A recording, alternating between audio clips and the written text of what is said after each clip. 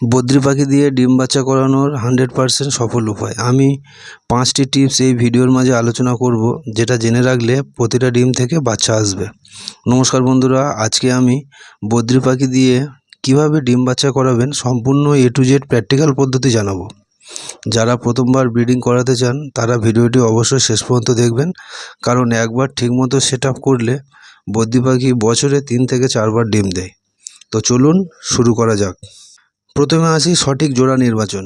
ব্রিডিংয়ের প্রথম ধাপ হলো সঠিক জোড়া নির্বাচন করা। পাখির বয়স 8 থেকে 12 মাস হলে ব্রিডিংয়ের জন্য একদম পারফেক্ট।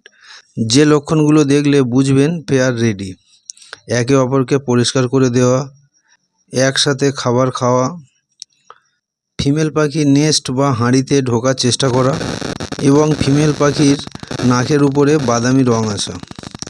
আর একটা কথা, বয়স কম হলে ডিম নষ্ট হবে আর মা পাখি দুর্বল হয়ে যাবে। কম বয়স পাখি ব্রিডিং করলে ফলাফল ভালো পাওয়া যায় না, আর করলেও কিছুদিন পরে তারা ডিম দেওয়ার শক্তি হারায়। এবার আসি নেস্ট প্রস্তুতি নিয়ে। অনেকে কাঠের নেস্ট ব্যবহার করেন, তবে মাটির হাঁড়ি কিন্তু বদ্রি পাখির জন্য খুব ভালো কাজ করে। হাঁড়ির সাইজ 6 থেকে 8 ইঞ্চি। হাঁড়ির ভিতরে আপনারা কিছুই দেবেন না।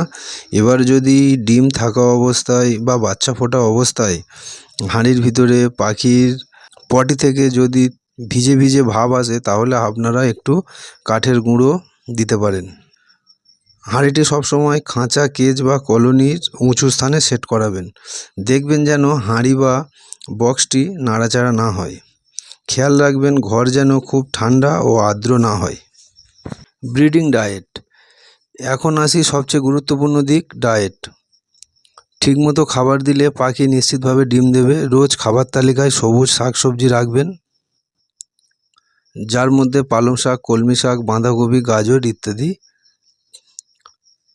সপ্তাহে জলের সাথে মাল্টিভিটামিন দেবেন, তার সাথে ক্যালসিয়াম প্লাস D3 সপ্তাহে 2 দিন দেবেন। এই খাবারগুলো পাখির শরীরকে ডিম দেওয়ার জন্য পুরোপুরি রেডি করে। ব্রিডিং শুরু হওয়ার লক্ষণ। যখন আপনার পেয়ার ব্রিডিং শুরু করবে তখন কিছু লক্ষণ খুব স্পষ্টভাবে দেখা যাবে। যেমন ফিমেল পাখি হাঁড়ির মধ্যে ঢোকার চেষ্টা করবে ও হাঁড়ির চারিদিকে ঠোঁট দিয়ে কামড়াবে এবং বাইরে থেকে হাঁড়ির ভিতরে উঁকি মারবে। পুরুষ পাখি মেয়ে পাখিকে খাইয়ে দেবে এবং পাখি দুজন শান্ত ও পাশাপাশি বসে থাকবে। এগুলোর মানে হলো ডিম খুব শীঘ্রই আসছে আপনার পাখির হাঁড়িতে। ডিম পাড়া ও যত্ন। এবার আসি প্রধান অংশে, ডিম পাড়া। মেয়ে পাখি সাধারণত 5 থেকে 7টি ডিম দেয়। প্রতিটি ডিমের মাঝে 1 দিনের গ্যাপ থাকে। ডিম ফুটে বাচ্চা বেরিয়ে আসে 14 থেকে 21 দিনে। মা পাখি যদি ভালোভাবে হাঁড়িতে তা দেয় তাহলে 14 দিনেও বাচ্চা ফুটে বেরিয়ে আসে।